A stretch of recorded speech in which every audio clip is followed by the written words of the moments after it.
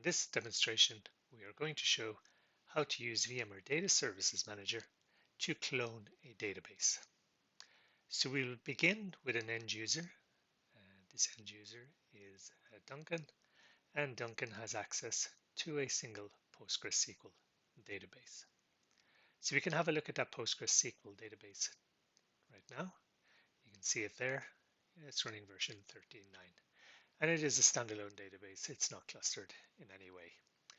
So Duncan has access to all these different credentials, including the password and username for the database. And as well as that, we can see that the database is quite healthy. There's no errors, no warnings associated with it. We can also look at some database metrics, and if we drill down, we can see that the database isn't actually doing very much at all at this point in time. The database is already on a backup schedule, so you can see full and incremental backups being taken of the database, as you can see there. So let's switch over to my pgAdmin 4 and we can have a look at the database in earnest. So I have a very important table in this database, as you can see here. It's called fruit, and within fruit I have some very important data. But this may be the production database, and my user wants to take a copy or a clone of that database just to do some follow-up testing. So within the DSM UI, under Database Actions, there is an option called Clone.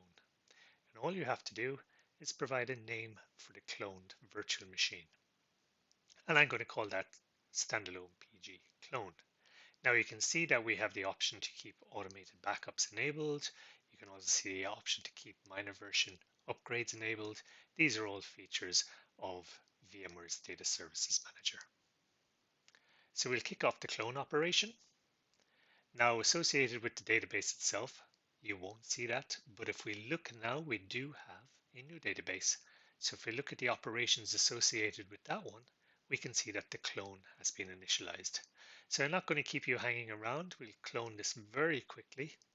And you can see that immediately on cloning the database, it is protected and we initiate an automatic backup of the database as well.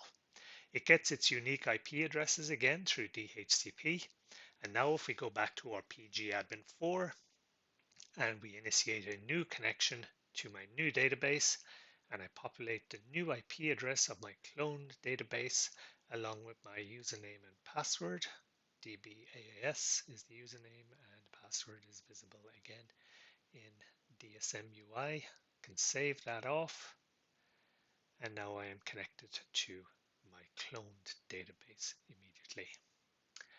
And you can see that it has exactly the same databases. If we break out the schema and look at the tables, we should see that it has exactly the same tables, and my very special table of fruit has been cloned as well.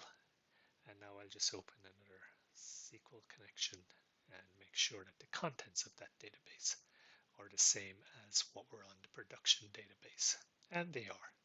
So hopefully that has shown you how simple it is to clone databases through VMware Data Services Manager. Thank you for watching.